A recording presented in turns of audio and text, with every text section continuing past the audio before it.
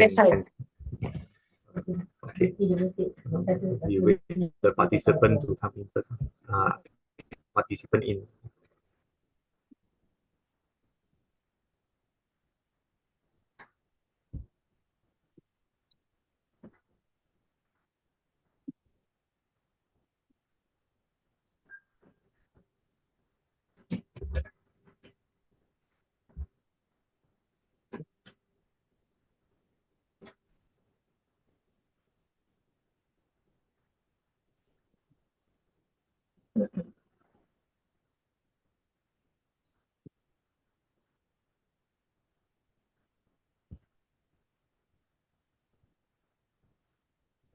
Good afternoon, everyone.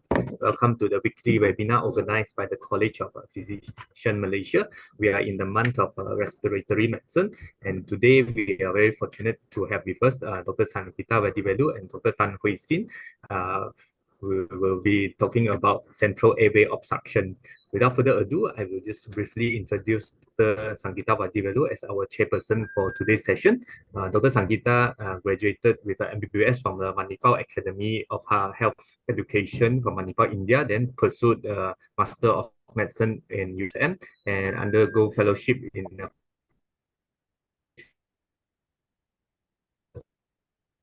and also Institute IPI in Kuala Lumpur. University, we work as a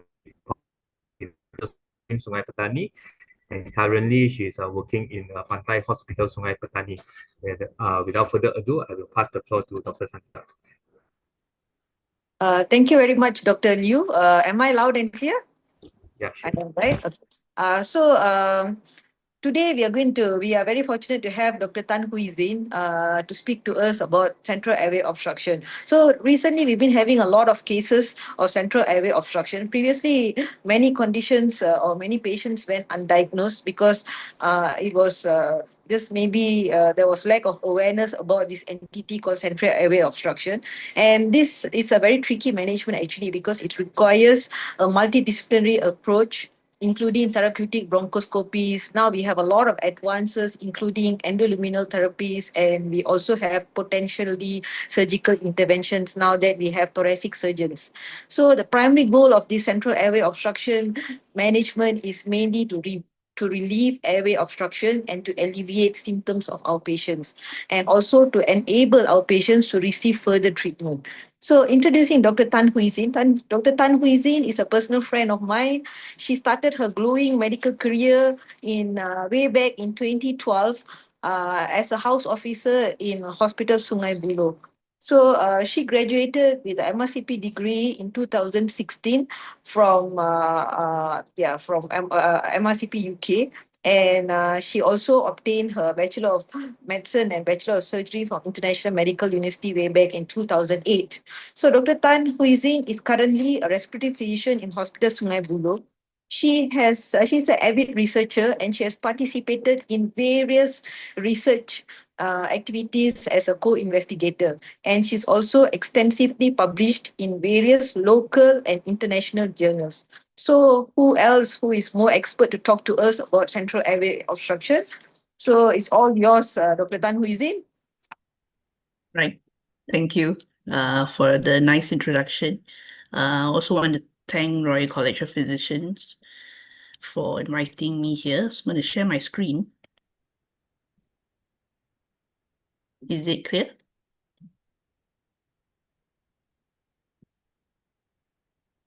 Are you able to see the Yes, Dr. Tan. Okay. It is clear? Is the video panel blocking as well? No. No. Okay. All right. So, hi, I'm Hui Sin. So I'm currently in Hospital Sungai Buloh. Today's topic is glaringly obvious, is central airway obstruction. So it's something that maybe we take advantage of because we breathe spontaneously. We don't realize we're breathing. But to these patients, it matters. Okay. I'll head straight to the definition of central airway obstruction. As Dr. Sangita mentioned, it's not fully known by everybody. So when I say the word CAO, is come in a confused state, like nobody really knows what am I talking about.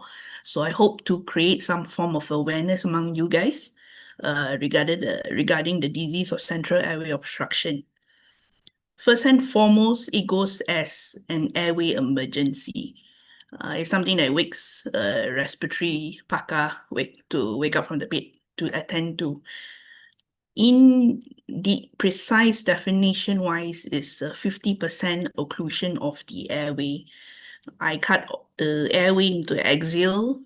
A normal airway should be on the far left, and then a occluded airway or a compressed airway, 50% and above, is called what we call a airway obstruction. So it is central airway obstruction. It determines where the anatomy wise. Goes without saying, if it compresses the main pipe airway, of course, it's a airway emergency. But other than trachea, if it compresses any of the main stem bronchi or bilaterally, it's also a central airway obstruction, because if you block the main bronchus, obviously the entire lung will be collapsed. But to finer definitions as well, if you block the bronchus intermedius, it causes a lower lobe collapse. And if you block the lobar bronchi, it causes a lobar collapse. So any of the occlusion, 50% or more of the airway lumen, regarding this anatomy of trachea, main stem bronchi, bronchus intermedius, or lobar bronchi, it will cause a central airway obstruction. Anatomically, it would make a difference to thoracic surgeons and interventional pulmonologists in terms of intervention later. So the central airway obstruction can be within the lumen itself, endoluminal. It could be outside organs that is compressing the main airway, or it could be a mixture of both. So this form of anatomical central airway obstruction, it is actually significant to us when we want to intervene. The etiology, as you can see, is very lengthy. It can be separated from non-malignant and malignant, but the ones that you see in hospital mostly consist of malignant. Within the lung cancer itself, or a nearby structural esophageal or thyroid CA, and we've seen secondary metastasis, and don't forget our favorite mediastinal tumors could consist of lymphoma. Undoubtedly, central airway obstruction is rare, thankfully. But unfortunately for me, in the span of a year, I had to manage 6 central airway obstruction cases. So you think it's rare, but it may happen to you. So today's topic is just for the knowledge of the physicians in the crowd on our approach to central airway obstruction. It goes through a pathway, is adapted from a Singapore guideline. So it starts off with the obvious of history, physical examination, spirometry, a urgent imaging, and I highlighted a stabilization point, and eventually for us will be a bronchoscopic evaluation and intervention. You see a pathway, especially at the imaging and stabilization. To those who have had experience, occasionally there is intertwine between stabilization for the imaging. So it is not necessary you have to follow these steps. It's just the matter of how we approach the case. That's the beauty of art of medicine at the end of the day. So if you go through history-wise, the obvious is by the time you have a CAO case, they are obviously breathless. They will be autopnic. That is their way to compensate for their breathlessness and cough. And many of the times I've seen these cases referred to me as recurrent airway diseases like asthma and COPD. And more often enough, I see these patients eventually come to me with a history of recurrent pneumonia hospitalization. So you tend to see these cases in a very delayed manner and very acute, which you have to attend to it immediately. The probable reason is probably the symptoms only begins at 50% airway narrowing. If let's say for like instant patients with 90% narrowing, In our Malaysia culture, it's probably they're going to blame it on their aging. So these patients tend to come to us in a very delayed fashion because by that time, 50% and above, the airway is already obstructed.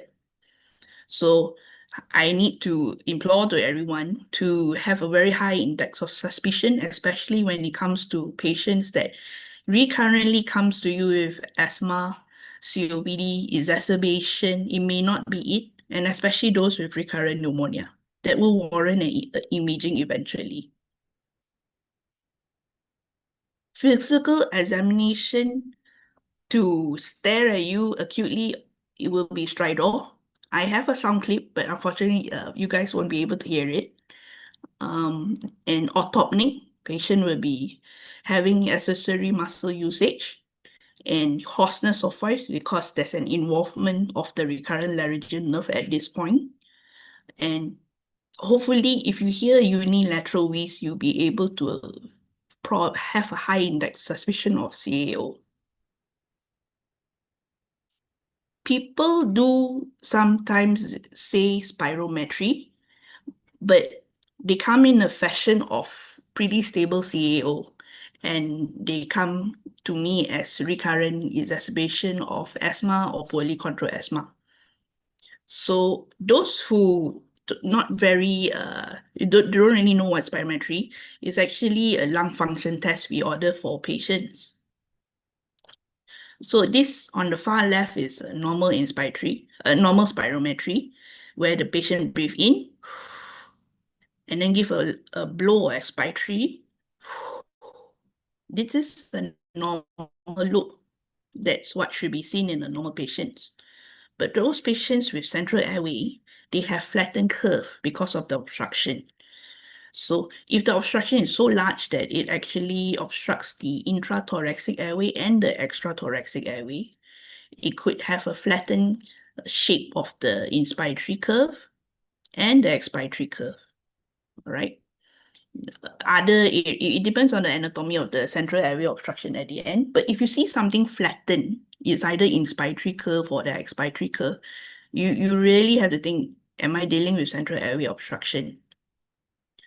But if you ask me whether do I do spirometry for a central airway obstruction, I personally don't, because I know clinically suspicion is central airway. I will probably proceed with imaging, because if I ask this poor patient with a central airway obstruction to blow really hard during a spirometry, I would actually occlude the entire choke point here. So it's more of those pretty stable patients with recurrent poorly controlled asthma. You do a spirometry and you coincidentally see a flattened curve, then you probably have to think of CAO rather than doing it a spirometry on an acutely ill patient. So imaging definitely should be done urgent because we have to intervene quickly. Like for this instance, you see this kind of X-ray. So you see, I hope you'll be able to see my mouse. So this is the trachea, and then you'll be able to appreciate a mediastinal mass over here. And then the whole left lung is actually collapsed, causing a right lung hyperinflation. So this is telling you possibly a mediastinal mass, and he's probably invaded into the left main bronchus, causing the entire left main bronchus, left lung collapse. So this is during my career. So patient was actually sent back home, young gentleman, and with a CT scan imaging with a month later. Fortunately, nothing happened to him. So by the time they referred to me, he was quite stable, walking, talking in full sentences. But when I saw the CT scan, I saw the entire left main bronchus is blocked, and then the carina is flattened. So this is a central airway obstruction. But fortunate enough, we got the diagnosis of lymphoma and immediately proceed with treatment and eventually tumor shrinkage. So patient didn't require intervention. So this case, I actually would really hope in the future to do a urgent inpatient imaging, and then we can intervene much earlier. Something I need to stress during the pathway of CAO is stabilization. So when these patients are acutely ill, we secure the airway. But many a times on top of our mind, airway, breathing, circulation, airway is intubate. But it's not that simple as that. Sedation, which is our midazolam, our fentanyl, and when we intubate, we muscle paralyze the patient with choline or rocuronium. This itself can depress the entire patient's ventilation system because patient is already compensating by keeping the very minuscule airway that they still have. But what we do is we give sedation, we give muscle paralysis, it entirely collapses the airway. And at that point, not sure whether we are able to permeate through the airway. So sedation, muscle paralysis should be given very cautiously to this such patient. So vascular access wise, these patients tend to have central venous occlusion. So if you can, I know it's not exactly easy in our normal clinical settings, you try to avoid a upper limb intravenous cannulation because if it does extravasate, especially from the CT scan, it can actually goes up to the upper airway edema and cause further obstruction. So after vascular access, you want to secure the airway. This is probably the best time to be a nephrologist. So it's multidisciplinary because we really need their help. Radiologists to expedite and urgent imaging and probably help us to calculate what sort of situation we're handling and how should we intervene. Our fellow anesthesiologists to prepare to help with the difficult airway situation. And eventually, intervention-wise, is either thoracic surgeons or interventional pulmonologists. This kind of patient, you don't really want to intubate, especially in a ward setting. You probably that's why you have to liaise with the anesthesiologist to consider a OT intubation, which is a more prepared style, despite it being acutely ill. Our anesthesia colleagues are very expert in terms of fiber optic awake intubation, and where else the thoracic surgeons or the IPs will be able to perform a rigid bronchoscopy. And if you're in a very good center, the cardiac anesthesiologist will be able to, or the cardiothoracic surgeons will be able to provide us ECMO support. ECMO is extracorporeal membrane oxygenation. It's basically a machine that takes over the heart and the lung. And lastly, sedation. Really think about it before you proceed to give the sedation and paralytics to such patients. So there's, of course, an algorithm for our unstable central airway obstruction. Bear with me, we'll go through with it. So stabilization hemodynamics without fail will ensure patient is adequately or fluid status before you give some form of sedation or paralysis if you need to. So we'll focus more on the airway. So from the imaging, hopefully you'll be able to determine whether an endotracheal tube will be able to bypass any form of obstruction. If you think that the endotracheal tube will not be able to bypass, that's where our role as a thoracic surgeon or the IP to arrange a securement of the airway either through the NS, which is a awake bronchoscopy, or for IP or surgeons will be a rigid bronchoscopy. If you don't think both of these method is gonna work, you probably need to include the assistance of ECMO. Paralytic agent, if you don't think it's gonna collapse the patient after you give, you proceed with awake intubation. If not, all in all, you think patient's pretty safe, proceed with the regular rapid sequence intubation. Okay. Okay, this is my time in Hospital Sedang with the interventional pulmonology team. Thank you to Khalib, my friend, who provided these images and video.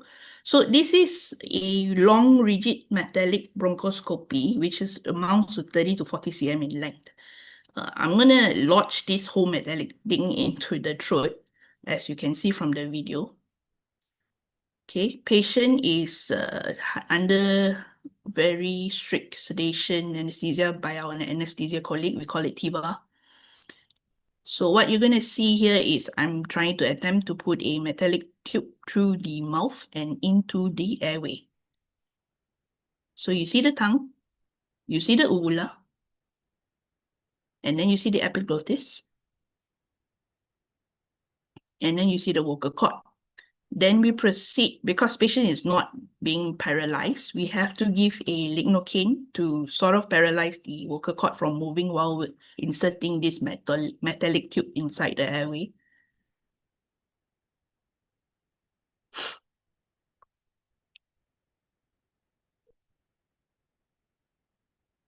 If you're able to glimpse, you'll be able to see the central airway obstruction within the trachea that we were planning to intervene. So I slowly slither the metallic tube into the airway while not lacerating the vocal cord. Then you can see the tracheal mass sitting right there for us to intervene. So this is rigid bronchoscopy. Okay. Other methods where rigid bronchoscopy is just not going to cut it. We know that if patient go a little bit into sedation, patient will go into respiratory arrest from a total occlusion of the lumen. So this case, I was fortunate to see this case with Dr. Jamalo. So we included the cardiothoracic surgeons and the cardiac NS to help us with this young lady with a huge mediastinal mass, to help us with an ECMO. So for this particular case, we did a venous to venous ECMO, and subsequently, when it was properly put, we were given the airway to sort out. So we could take out time for this case because we know if the airway collapses despite on sedation, we have time. So the rigid bronchoscopy is done over here by the pulmonology team by Sedang. And as we enter the rigid bronchoscopy, we can see the whole trachea is totally occluded by the external mass. We tried to balloon and open up a pathway, but every time when we deflate the balloon, the pathway closed. So we tried to slot in a silicone stent to open a pathway to the right and left main bronchus. It still remained closed. But we didn't panic because we had the backup of the cardiothoracic team of ECMO. So subsequently, when we inserted the metallic tube, sorry, got distracted. Okay, then we decided to proceed with a self-expanding metallic stent because it probably has the better radial strength of opening up an airway. So with the metallic stent, can you imagine this kind of airway is just rightly open, just to let the air in. Okay.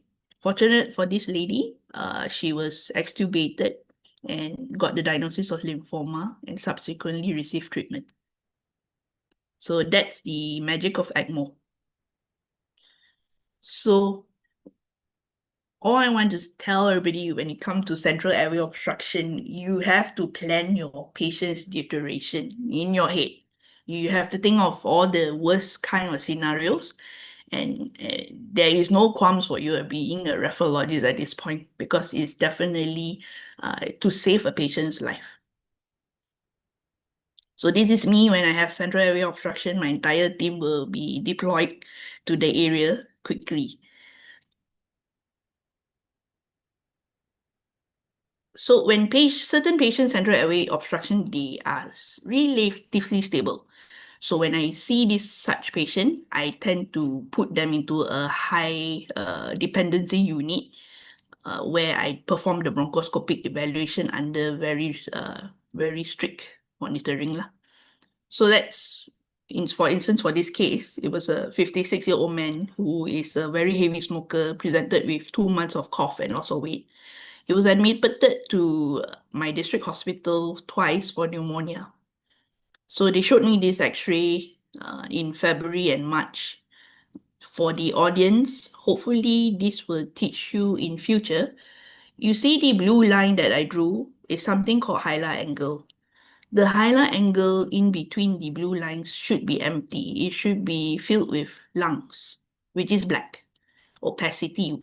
But unfortunately for this case, February, there is a white opacity over the hilar angle. At this point of time, patient was treated as pneumonia. Okay, I can take that, but eventually he was readmitted again in March. And that hilar angle got filled up with more tissue, opacity. So at this point, maybe retrospectively, you could have done an imaging lah. Okay, retrospective is quite easy to say, but maybe at that point it's a bit difficult still. So by the time they referred to me and mid-March sort of thing, it was a total whiteout lung. People presume it was pleural effusion. Granted, there was a reactive pleural effusion and pigtail was drained. So, but by this time, they decided to do a CT scan, which somehow managed to see a central airway obstruction. So for this particular case, you are able to see the mediastinal, there's a lung collapse totally on at the area of the carina. So it's causing right lung collapse. So this is the coronal view and the sagittal view. So I decided to go in with a portable scope and find out what's causing the right main bronchus blockage. And true enough, it's actually a huge mucus plug lah, because of the secretion, the very thick secretion that the patient is producing. So after the removal, the lung managed to open up. So at this point, I knew that I had to intervene for this particular case. So I had to involve a lot of discipline. So these are the main players, the anesthesia colleagues of Sungai Buloh, because and also Sedang, to have some support in terms of intervention in their airway when we intervene, and radiologists. I have a very nice thoracic radiologist. She is able to help me accurately estimate the airway, what sort of length of stenosis. Then I was able to see what sort of stent size to apply on this particular patient. And this case, I have to refer to our dearest interventional pulmonologist in Sedang to perform the airway intervention. So as you can see, it's always multidiscipline for every CAO cases. So for this case, we inserted a Y metallic stent. You're able to see here the deployment. Post-deployment, you see the beautiful lattice of the metallic stent. This is the right main bronchus that was blocked. So now it's unblocked. It's opened up the airway. Left main bronchus is still patent. So from this, patient was eventually extubated quickly and received radiation treatment from our friendly oncologist in HKL. And he managed to go back home to see his two primary school children. So that's something we managed to help this patient for.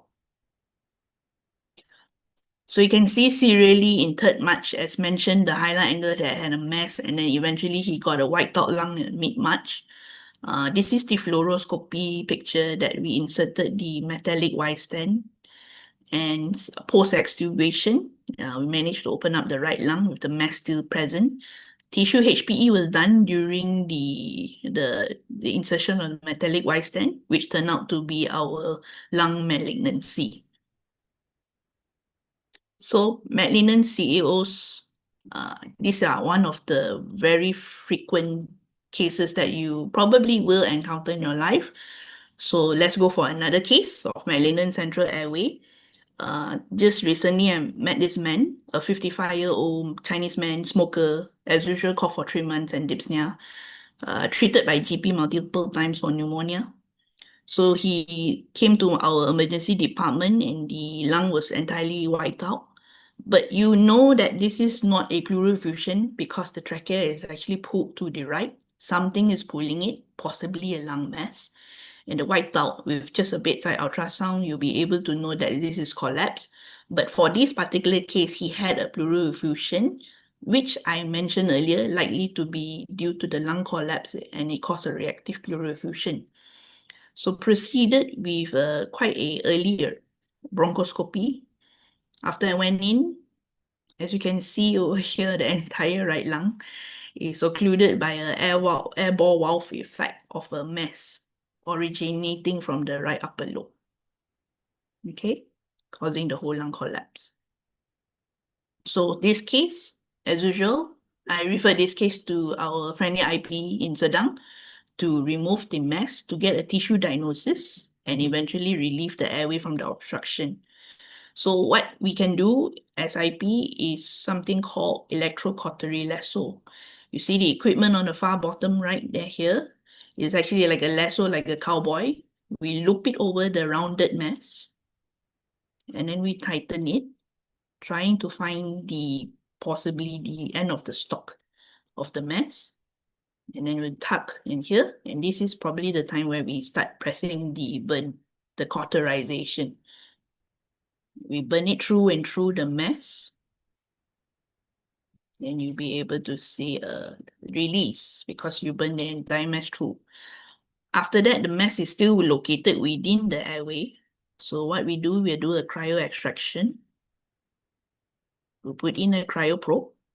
Cryo is freeze, right? So this mass is probably filled with liquid. So cryo will be able to freeze any form of liquid. So we place it very near the mass and we activate the cryo. And then as we cryo still, we pull out the mass gently through the rigid bronchoscopy that give us access. Okay. And voila, we see a very nice peanut-sized mass, which turned out to be a adenocarcinoma of the lung. So I mentioned a lot of things about malignant central airway obstructions, but need to tell you guys, not all CAOs are always malignant. Our most common disease that we encounter to our daily life is pulmonary tuberculosis. But before you leave this webinar, I hope you realize there's such diagnosis as endobronchial tuberculosis. So endobronchial TB incidence in Southeast Asia, you can see the number ranges from 6% to 50%. The wide range of variability here is probably the lack of realization that such thing is endobronchial TB. And the 50% is when the experts tend to find out they are actually endobronchial TB. So it's not very accurate, but yes, they do exist among us in the population. Unfortunately for us, endobronchial TB is debilitating because sometimes it's very difficult to treat and potentially life-threatening when it involves the trachea. You honestly need a really high index of suspicion, especially those patients who are undergoing pulmonary TB treatment and they have stridor or they are wheezing or they're becoming more breathless. Then you probably have to think of endobronchial TB at this point. Early CT is probably one of the only way we can actually realize that this is actually endobronchial TB. So there's 7 types of endobronchial TB. Chung and Lee's classification is something where respiratory trainees are supposed to memorize it hard and fast. The caseating type, they are the granular type or the tumorous type or the fibrostenotic type. This is sort of tell us what to expect when we intervene for such cases. All right. All in all, we actually have a lot of endobronchial TB airway stenosis, and Dr. Jamalo actually wrote a whole book about it. Yeah, it's getting published soon. So hopefully, if you guys want, you can book it. All right. So we go to the case so we can learn about it. It's a 56-year-old lady, had TB in the 1996 year, and post-TB treatment, she developed some form of asthma. So it's so ingrained to this lady that she has asthma that she keeps on telling me that she has asthma rather than something that I suspected when she walked into the clinic, central airway obstruction. In this x-ray, she walked in with a stridor, a very small sound, high pitch of stridor, but she's not in distress. She's talking in full sentences to me. So when I saw this x-ray, I kind of knew there's found some form of obstruction because the right lung itself is already hyperinflated. As you count here, it's about 7 to 8 ribs, but the left lung looks so contracted. And on top of the left lung, you see a lot of bony calcifications within her lung parenchyma, which may signify to me that she has TB granuloma. So from this case, quickly we perform a CT for her because she's tridoring in front of me, right? So thank you to my thoracic radiologist for doing a reconstruction of the airway. So I let it twirl, let you guys see the abnormality. So hopefully you guys see it. You can, if not, just follow my mouse cursor from the proximal trachea, a nice dimension trachea, and abrupt tapering of the mid trachea. It's very, very small. So that's explaining to me why she's having the stridor. So she's having a trachea stenosis. So she's stable, so I decided to pursue with bronchoscopy evaluation. So when I put in a small slim scope, I see this fibrostenotic type of trachea airway stenosis. I had to ask the patient to hold her breath because I'm going to put in something to block her main airway, as though she's going for a swim, and have to quickly evaluate both airways and then come out quickly. So that's how we approach this sort of case. Pretty stable, I'll go for bronchoscopy evaluation. So at the end of the day, TB stenosis is actually more common than you think. It's everywhere. Patients may compensate for it and don't really mind, but if they're breathless, especially when they're athletes or they're doing some form of sports activity, they come back to us. So it's actually quite common if you actually do an imaging about it or do a bronchoscopy evaluation. Like for instance, on the far left, the CT scan coronal image. This is a young lady, about 30s, sports lady. She plays badminton. Unfortunately, because of TB, she developed a trachea stenosis. This case was handled almost monthly basis because we tried to dilate the trachea. It still remained closed up. We decided to put in a stent. In the picture is actually a silicone stent, but her growth of granulation tissue started growing over the stent.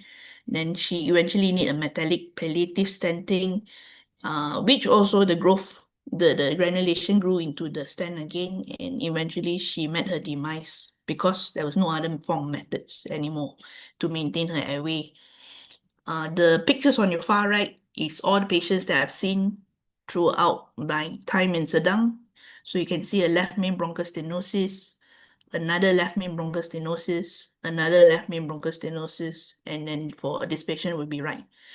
Interesting enough, for endobronchial TB, most of them actually happen to females, young middle-aged females, and most often it happens to left main bronchus.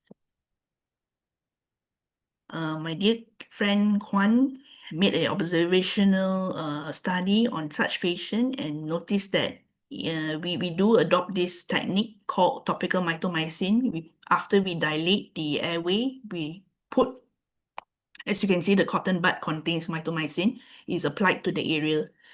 It's a very good adjunct management for such endostenosis by reducing the granulation tissue from growing and preventing the period of recurrence.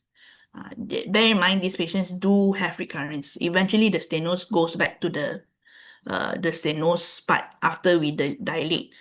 So mitomycin helps us to sort of lengthen that duration of patency. Okay. So as you can see, benign causes, one of it is endobronchial TB. These are a few cases that I've seen in my career.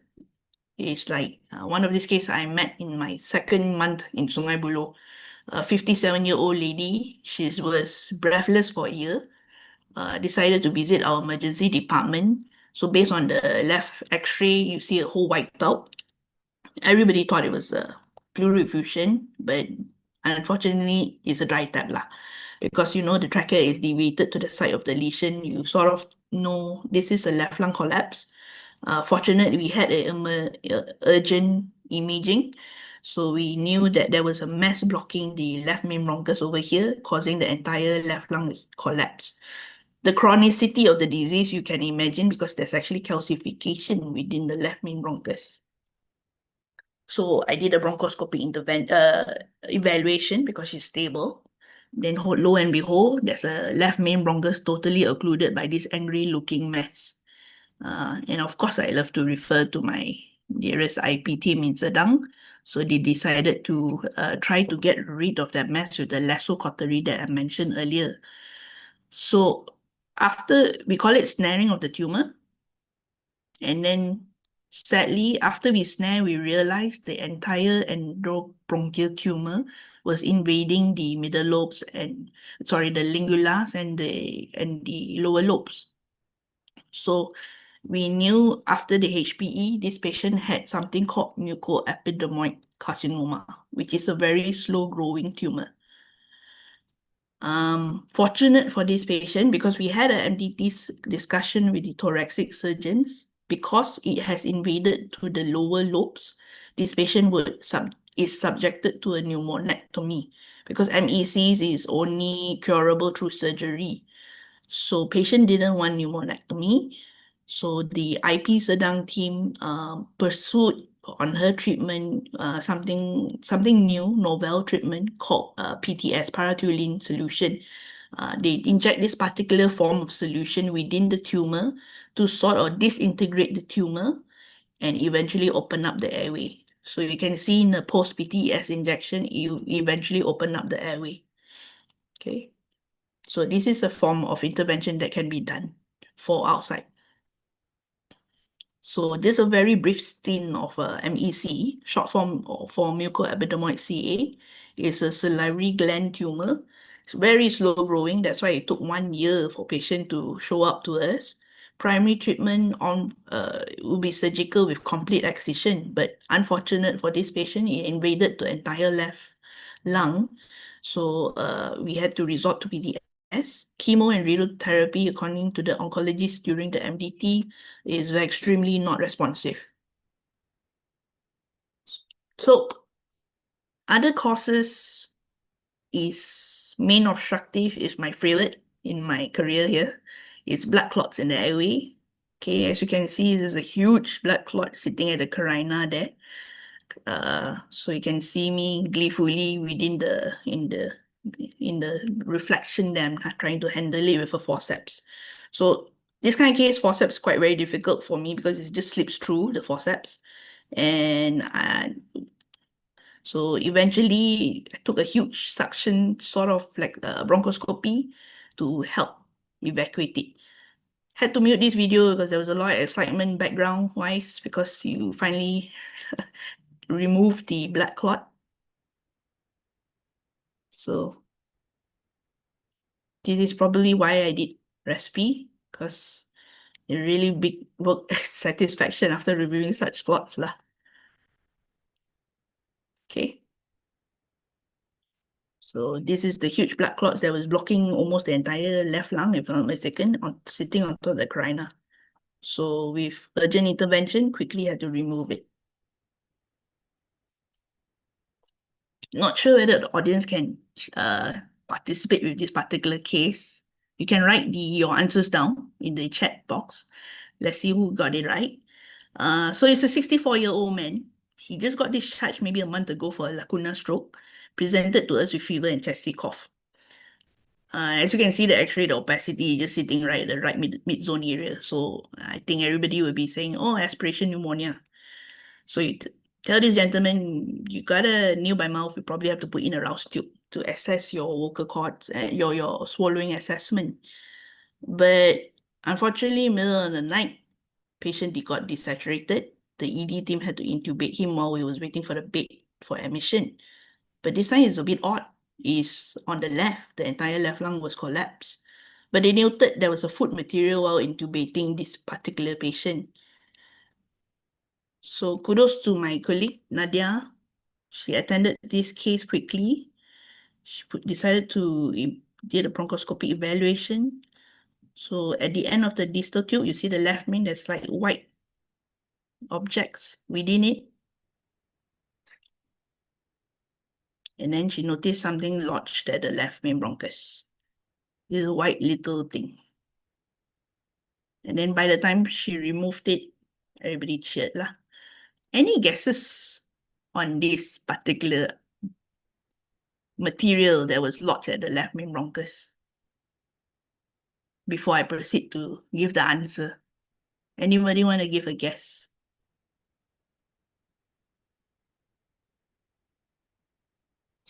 Okay, I see milk curd. I see bone. One more guess? Okay. Congratulations, Jaslan. It is bread. Okay. The patient took a loaf of bread and choked on it. So obviously he requires a rouse tube lah. Okay. So even bread can cause central airway obstruction. Okay. So my take-home message at this point would be such cases, central airway, you have to have high index of suspicion, quickly identify them, diagnose them. In the event of such acute setting, you have to correctly stabilize. Sedation sometimes is not the way. Intubation, you require a lot of team members on board. Such patients should not be sent home with a CT scan in a month's time. It should be urgently done inpatient to quickly intervene. And of course, for me, early referral to us so that we will intervene quickly because it's a very long process and quite complex. And at the end of the day, we have to be rephrologists for CAOs. We require multidisciplinary interventions. And I like this take-home message, my favorite, seen it presented by people. So in the 365 days in our year, we just have to give a 0.01% to such patient. It doesn't have to be dramatic. It just has to be timely and it has to be precise so that you can get a 1% improvement. It was seen in the patient earlier with the metallic white stent where he was able to go home and see his children. Kudos to my team who helped me run for my central airway obstruction with my equipments.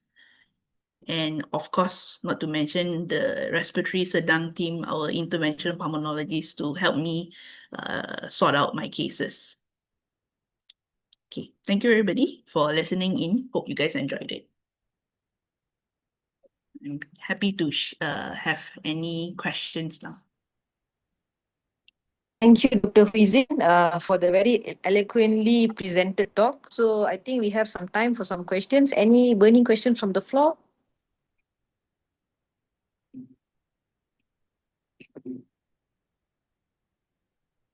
It's your chance to ask Dr. Huizin. She's hands-only manage all those central airway obstruction cases. So we have a lot of advances. So yeah.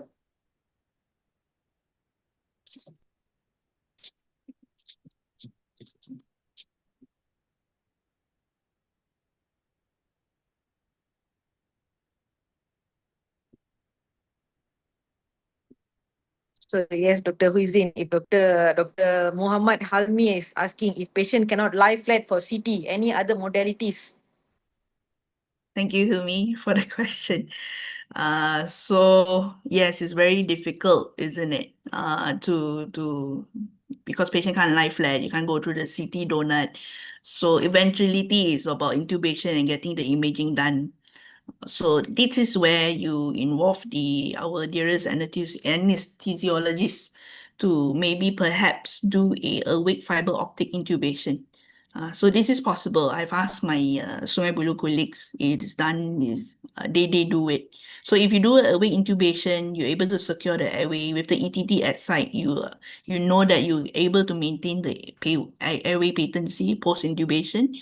Post-intubation, then you just proceed with the CT imaging. There's no other way about it. This is just collaboration. Hopefully the airway is not so distorted enough for us to put in the ETT tube. In a very bad situation, you really have to, especially Hilmi, I know you're in Sedang, so you can get the cardiothoracic surgeons to get ECMO on board as well for the intubation, like for the other case that you've seen.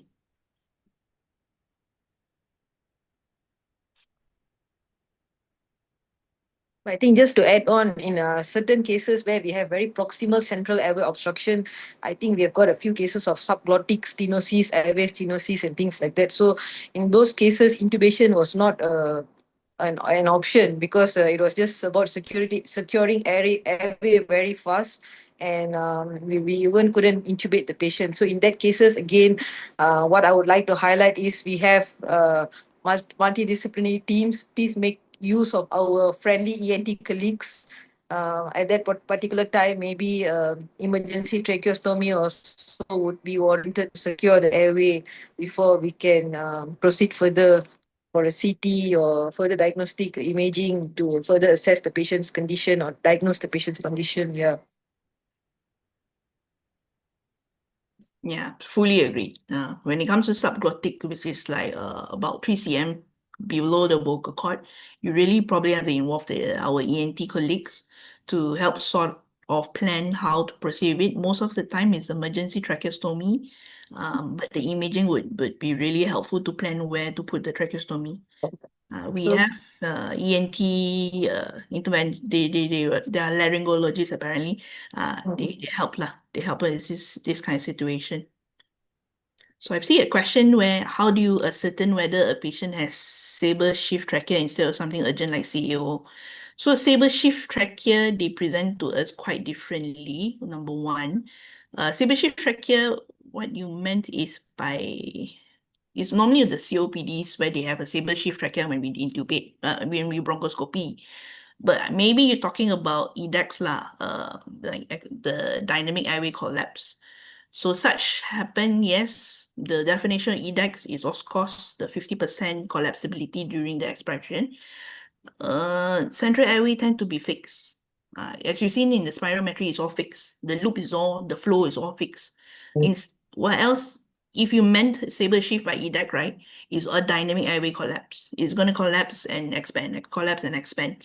So such cases, we will be able to determine the differences between both of them. The EDAX is a bit different in terms of the management. Eventually, they might need a non-invasive ventilation to ensure the airway remains patent. So it is a two different form of pathology. One is fixed, one is dynamic. Hope that answers the question.